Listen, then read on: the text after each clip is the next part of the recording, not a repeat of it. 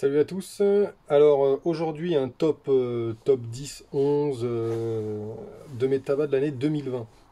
Ça me permettra de savoir pour moi-même aussi ce qui était vraiment à noter. Il y en a, ça fait un moment que je les ai fumés, donc c'est des souvenirs. Voilà, je savais tout de suite si c'était une bonne expérience ou pas. On va commencer par les tabacs en boîte, ce sera plus facile.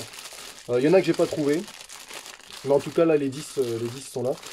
Donc en premier, bon, il n'y a pas vraiment d'ordre, hein, mais la gamme Seven Seas. Donc là, c'est le Black Blend. Vous voyez, donc là, en même temps, ça me permet de vous montrer comment je stocke certains tabacs. Tout simplement, le sachet zip, ça marche très bien. Seven Seas Black Blend, qui est un full Black Cavendish. Ou alors, il y a vraiment très très peu de Virginia. Il est très très bon, il est légèrement liquoreux. Il est vraiment excellent. Il se rapproche beaucoup de la gamme Captain Black Dark, mais il est meilleur que le Dark, je trouve. Il est un peu plus sucré, un peu plus fruité, un peu plus de prunes peut-être dedans. Naturel, hein, du Black Cavendish, je parle. Le Regular est aussi très sympa. Je ne l'ai pas mis dans la liste pour pas que ce soit trop lourd, mais le Regular est pas mal aussi. Il se rapproche du Captain Black White, voilà, qui est son équivalent. Et là, les deux sont vraiment au même niveau, je trouve. 7.6 Black Blend. Ensuite, on a le Fourth Generation 1957. J'avais bien aimé le 1897. Hein. J'en ai une boîte neuve en cas de crise. Euh, mais le 1957, je trouve, pallie un petit peu les problèmes du 1897. Pourquoi? Parce qu'il a un tout petit peu plus de beurre lait. Je sais même pas si l'autre en a. Mais en tout cas, voilà, il a un tout petit peu plus de corps et le mélange est vraiment très bien. Beaucoup plus maîtrisé, je trouve. Même si l'autre est très bon aussi, hein, c'est pour ça que je vous dis. Mais voilà, le 1957 est un peu plus complet en tant qu'arrow. On va changer, on va faire un petit peu de l'Ataka. Tiens, je l'ai sous la main. Le Peterson Nightcap, j'avais pas encore goûté l'appellation Nightcap, alors que ce soit chez Dunhill ou chez Peterson. En tout cas, là, c'était celui de Peterson que j'ai testé. Très bien, excellent. Beaucoup de Latakia, on en a pour son pognon, entre guillemets. Après, ouais, il faut aimer le Latakia, quoi. Moi, j'aime beaucoup ça. Alors, on est plus sur le côté terreux, hein, quand même.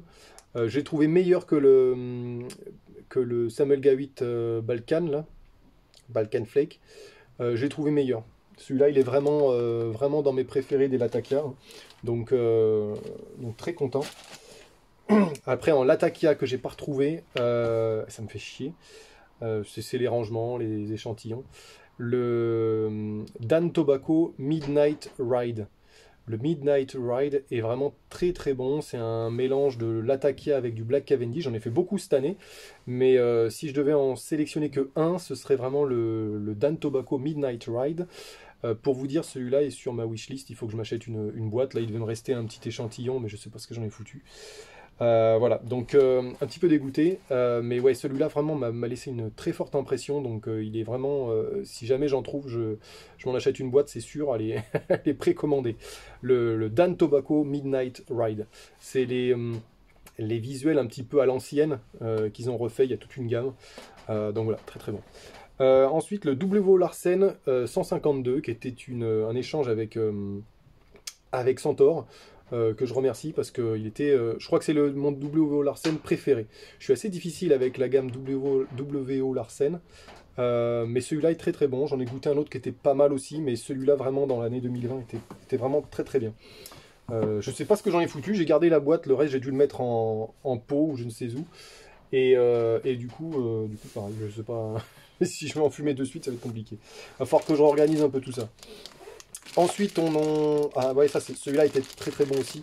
Le Holger Danske Black Bourbon. Je le mets un petit peu avec le 7.6 Black Blend. C'est un peu le même. C'est un petit peu le même, on va dire. Ça change juste de marque, mais c'est vraiment très très proche. Le 7.6 Black Blend va être un peu moins écœurant, un peu plus facile à fumer sur du long terme, je pense. Celui-là va être, je trouve, plus réussi, le Holger Danske Black Bourbon. J'ai commencé avec ce tabac-là, hein, le Mango Vanilla, qui n'existe plus d'ailleurs. On ne le voit pas bien avec le reflet, mais c'est celui qui est là. Voilà, ici. Il existe sous une autre appellation, mais c'est un arôme léger mangue vanille. Celui-là, c'est vraiment Black Cavendish. Il y a peut-être un tout petit peu de Virginia, je ne sais pas s'ils en ont mis beaucoup. Très liquoreux, comparé au Seven Seas, qui va être un peu plus naturel, entre guillemets, mais je veux dire, ils ont mis beaucoup de Black Cavendish, mais ils n'ont pas plus touché que ça. Là, ils ont mis du Black Cavendish et en plus, un gros flavoring très liquoreux, donc ça va être un peu écœurant pour ceux qui n'ont pas l'habitude du Black Cavendish. Celui-là, attention, il est vraiment très très bon.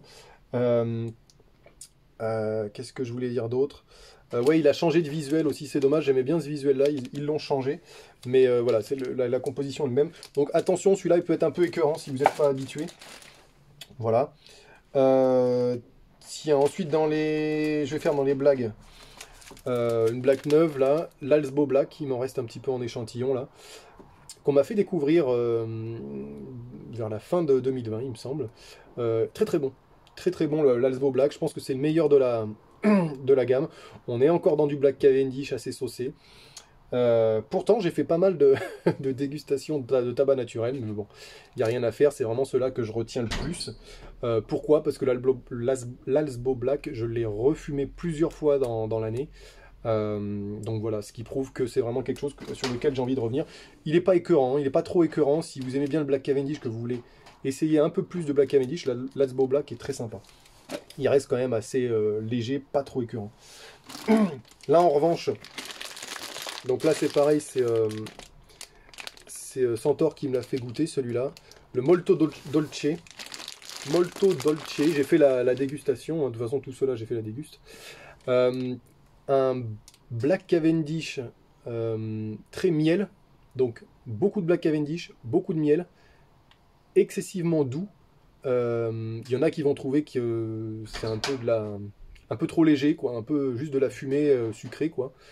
Donc ça va être un peu ça son défaut, mais c'était très intéressant. C'était la première fois que je fumais un tabac aussi comme ça, aussi miel, très léger. Donc très très cool, très cool le Molto Dolce. C'est pareil, celui-là, je pense que je m'en prendrai peut-être une boîte. Ensuite, on va finir dans tout ce que j'ai en boîte blague par le Super Value Whisky Cavendish que j'ai fumé très très très, très récemment et qui m'a fait une forte impression. Voilà. Ça reste j'allais dire, aller du milieu de gamme. Pour le prix, c'est du bas de gamme, mais pour moi, c'est un tabac qui équivaut à un milieu de gamme. Il est très très bon. La gamme Super Value, j'ai pas été déçu du tout. Alors il y en a effectivement, j'en ai fumé deux autres, il me semble.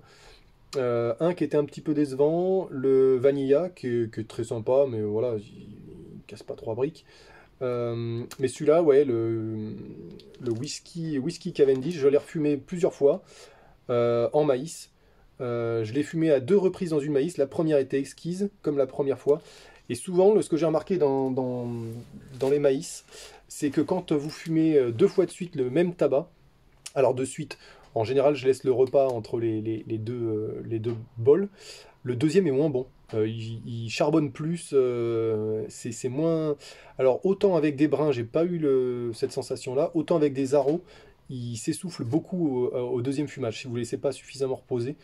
Donc, pensez-y. Que ce soit sur une bas de gamme ou une autre gamme de pipe maïs, c'est quand même pas mal de faire reposer, surtout si c'est pour de l'arôme. Ensuite, le Besson Super Gin, très très bon, très très bon arôme. J'ai plus souvenir des arômes. Je me rappelle que c'était quelque chose qui m'avait fait pas mal voyager. C'était un arôme très complet, une très bonne expérience. Faudrait que je revoie un peu ce que j'en avais dit parce que je me rappelle plus des saveurs. Je me demande si c'était pas légèrement fruité amande. C'était vraiment pas mal. Le Super Gin là, franchement, il me tarde de tester d'autres tabacs de la gamme que j'ai et que je vais tester. Ensuite, bon bah vous voyez, il n'y a presque plus rien. C'était l'Alsbo Ruby. Alors, pourquoi je le sors celui-là? Parce pour moi, il n'est pas exceptionnel. C'est un haro cerise. Le problème, c'est qu'il y a énormément d'haro cerise, mais très peu qui valent le coup pour moi, honnêtement. Bon, le Captain Black Grape, mais c'est du raisin, c'est pas vraiment de la cerise. Après, il y en a eu quelques-uns que j'ai testés, mais pas en 2020, je crois que c'était en 2019.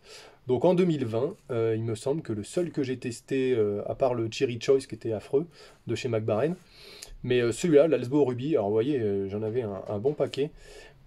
Et pourquoi je le prends? Parce que c'est un tabac qui m'a beaucoup suivi cette année. Parce que quand j'avais une petite déception au cours d'un fumage et que j'avais un peu de temps, eh ben, je me faisais celui-là à la suite. Et souvent, ça me nettoyait un petit peu des tabacs un peu rudes ou pas bons que j'avais pu tester. Donc l'Alsbo Ruby m'a bien servi. Et je le fumais souvent sur la toute petite pipe Sailor. Elle n'est pas derrière, mais je pourrais vous la sortir. Non, elle n'est pas derrière. Elle est dans mon sac. Mais j'en ai d'autres. Ah oui, elles sont là. Je le fumais là-dedans et ça passait très bien. Des petites pipes Sailor. Donc voilà, l'Alsbo Ruby, franchement une valeur sûre, un cerise qui fait le travail, mais c'est pas exceptionnel. Voilà. Et en dernier, voyage à Londres en février, j'ai ramené deux tabacs de chez la maison Mullins et Wesley. Celui-là, vous voyez, c'est marqué Black Cavendish Virginia, c'est le Mullins Mixture. Pour moi, c'est le meilleur haro. Honnêtement, alors effectivement, hein, il y a le Cult Militia, le Cult Blood Red Moon, qui bougent pas du mur, ils sont pas détrônables, mais mais le Mullins et Wesley, si on va dans un haro non spécialisé, cerise et vanille, si on cherche vraiment quelque chose qui est plus aromatique, dans le sens, voilà, c'est agréable, mais il n'y a pas d'odeur stricte. Franchement, le Mullins Mixture, pour moi, c'est celui qui m'a fait le plus voyager, en tout cas cette année. Donc voilà, Mullins Mixture. Ensuite, il y en a deux que j'arrive pas à mettre la main dessus. La gamme Chacom. La gamme Chacom, je voulais finir là-dessus parce que honnêtement, j'en parlais avec un gars de Facebook, là, du groupe, French YouTube Pipe Club, qui était débutant et puis qui cherchait un petit peu. Je lui dis, bah, la gamme Chacom, si vraiment tu veux pas t'embêter et que tu veux en trouver localement en France, la gamme Chacom est très très bonne. Et en plus, j'avais des préjugés. Pour moi, je pensais que j'allais aimer le 3 et le 6 qui sont des gros aros. Le 6 est très aromatique, le 3 un tout petit peu moins.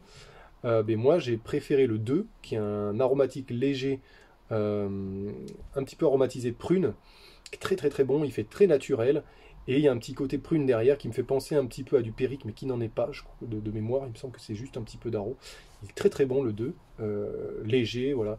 Après, si vous débutez et que vous voulez quelque chose d'un peu plus saucé, il faudra aller vers le 6, mais le 6, je l'ai trouvé moins réussi quand même. Et le 4, qui est un Virginia Périque, qui est vraiment délicieux, voilà, qui est vraiment pas mal du tout.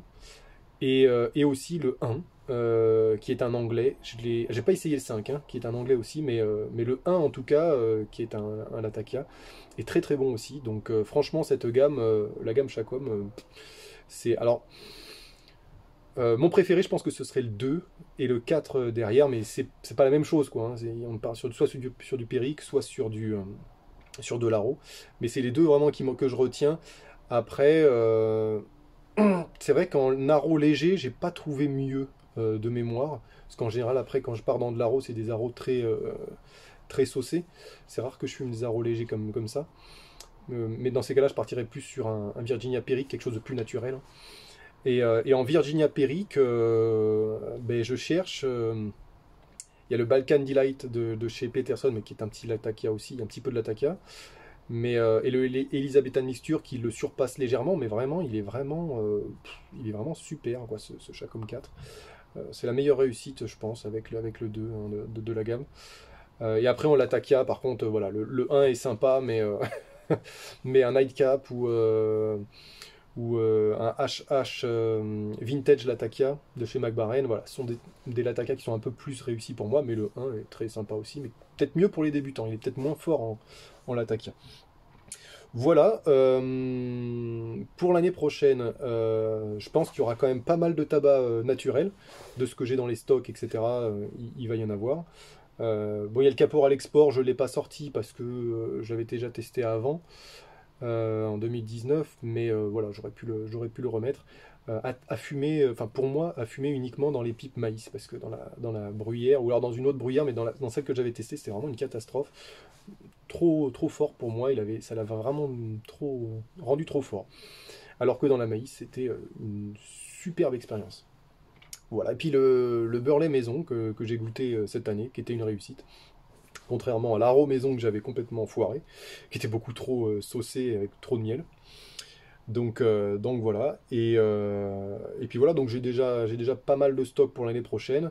à la fois du manufacturé et du non manufacturé. J'essaierai de jongler entre les deux pour que vous ayez de temps en temps la boîte, de temps en temps le sachet, l'échantillon. Ce qui est bien, c'est qu'avec l'échantillon, vous voyez un peu ce qu'il y a dedans, le type de mélange. Donc ça, c'est bien aussi. Et puis voilà, je vous dis bonne fin de week-end à tous. Moi, je bosse demain et à très vite.